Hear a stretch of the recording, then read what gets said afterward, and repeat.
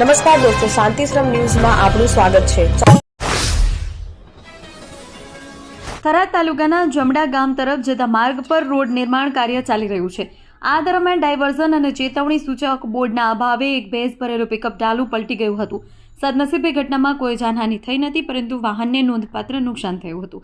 માહિતી અનુસાર થરાદ તરફથી જમડા ગામ તરફ જઈ રહેલું પિકઅપ ડાલુ રોડ પર ચાલી રહેલી કામગીરી વચ્ચે અચાનક અસંતુલિત થઈ ગયું। વાહન ચાલકને યોગ્ય માર્ગનો અંદાજ આવી શક્યો ન હતો, જેના પરિણામે ગાડી રોડની બાજુમાં પલટી મારી ગઈ હતી। રાજસ્થાનના એકમાત્ર હિલ સ્ટેશન માઉન્ટ આબુમાં હાલ કડકડતી ઠંડીનો પ્રકોપ જોવા મળી રહ્યો છે। પહાડી નગરમાં લઘુત્તમ તાપમાન ગગડી 4.5 ડિગ્રી સેલ્સિયસ સુધી પહોંચી જતા સામાન્ય જનજીવન પ્રભાવિત થયું છે। જો કે સપ્તાહના અંતે આહલાદક હવામાનનો આનંદ માણવા પ્રવાસીઓ મોટી સંખ્યામાં ઉમટી પડ્યા છે। બનાસકાંઠાના સાંસદ ગેનીબેન ઠાકોરનો સ્કૂબા ડ્રાઇવિંગ કરતો વિડીયો વાયરલ થયો છે।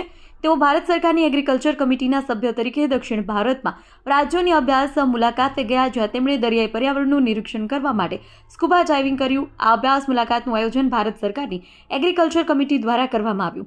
મુલાકાતનો મુખ્ય ઉદ્દેશ્ય દક્ષિણ ભારતના રાજ્યોમાં ખેતી, પશુપાલન, ફૂડ પ્રોસેસિંગ અને મત્સ્ય ઉદ્યોગની કામગીરી તેમજ તેની સંભાવનાઓનું ઊંડાણપૂર્વક નિરીક્ષણ કરવાનો હતો। ઉત્તર ગુજરાતના વાવથરા જિલ્લા ખાતે આગામી 26 જાન્યુઆરીના રાજ્યકક્ષાના પ્રજાસત્તાક દિનની ઉજવણી તડામાર તૈયારી ચાલી રહી છે। વહીવટીતંત્ર દ્વારા કાર્યક્રમને સફળ બનાવવા માટે પૂરજોશમાં કામગીરી કરવામાં આવી છે। આ ઉજવણી એટ હોમ કાર્યક્રમ, સાંસ્કૃતિક કાર્યક્રમ, મુખ્ય કાર્યક્રમોનો સમાવેશ થાય છે। મુખ્ય કાર્યક્રમ મલુપુર ખાતે યોજાશે, જેના માટે હાલમાં સમગ્ર તૈયારીઓ કરવામાં આવી રહી છે। દિયોદર પંથકમાં શિક્ષણનું અનેરું ધામ એટલે Shri Tapasvi college of nursing તેમજ શ્રી તપસ્વી આર્ટ્સ કોલેજ, જ્યાં છે સંપૂર્ણ AC, CCTV, wifi, digitally updated campus, BSc nursing સહિતના અનેક કોર્સમાં આજે જ પ્રવેશ માટે સંપર્ક કરો। Tapasvi college of nursing, Deodar. PM મોદીના વાઇબ્રન્ટ ગુજરાત સૌરાષ્ટ્ર રિજનલ કોન્ફરન્સનો પ્રારંભ કરવામાં આવ્યો છે।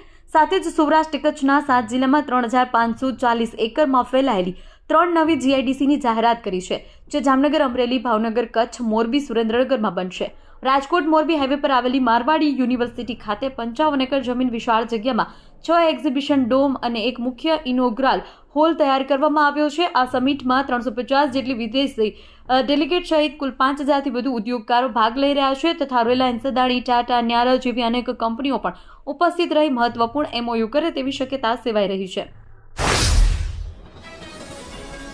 ગુજરાતના 3 દિવસીય પ્રવાસે આવેલા વડાપ્રધાન નરેન્દ્ર મોદી સોમનાથ ખાતે આયોજિત ઐતિહાસિક સોમનાથ સ્વાભિમાન પર્વ 2026ના બીજા દિવસે ભક્તિ અને શૌર્યના સંગમમાં સહભાગી થયા। વડાપ્રધાને સભા સંબોધતા કહ્યું કે ગજનીથી ઔરંગઝેબ સુધીના લોકો ઇતિહાસમાં દફન થઈ ગયા, પણ સોમનાથને કોઈ હલાવી નથી શક્યું। સંબોધન બાદ વડાપ્રધાન હવે રાજકોટ જવા રવાના થયા। રાજકોટના ઉપલેટા અને આસપાસના ગ્રામ્ય વિસ્તારમાં આજે વહેલી સવારે ભૂકંપનો આંચકો અનુભવાયો। ગાંધીનગર સ્થિત સિસ્મોલોજીકલ રિસર્ચ સેન્ટર દ્વારા જાહેર કરાયેલા આંકડા મુજબ 11 જાન્યુઆરી 2024ના રોજ સવારે 4:57 કલાકે 2.7ની તીવ્રતાનો આ ભૂકંપ નોંધાયો।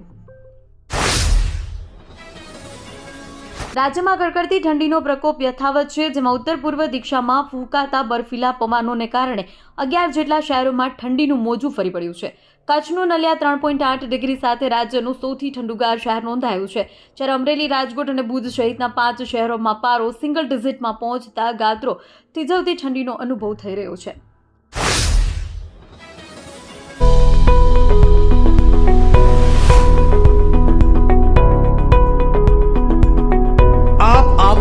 આજે દિયોદરમાં બનાસ ડેરી સંચાલિત ઉમંગ મોલમાં, જ્યાં આપને મળશે બનાસ ઘી, બનાસની ચા, નવરસ તેલ સહિતની જીવન જરૂરિયાત તેમજ કરિયાણું તથા કોસ્મેટિક ચીજ વસ્તુઓ તેમજ પશુઆહાર સામગ્રી મળશે વ્યાજબી દરે। આજે સંપર્ક કરો ઉમંગ મોલ, ખીમાળા બાબર હાઈવે, તિરુપતિ સોસાયટીની સામે, બ્રિજના છેડે। આજે સંપર્ક કરો 94 276 45 123।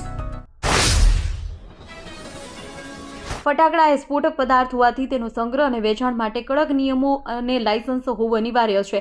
લાયસન્સ વગર કે રહેણાંક વિસ્તારોમાં જોખમી રીતે ફટાકડાનો સંગ્રહ કરવાથી મોટી દુર્ઘટના સર્જાઈ શકે છે અને માનવ જિંદગી જોખમમાં મુકાઈ શકે છે. આ બાબતને ગંભીરતાથી લઈ જૂનાગઢ એસઓજીએ રિલાયન્સ વગર ધમધમતા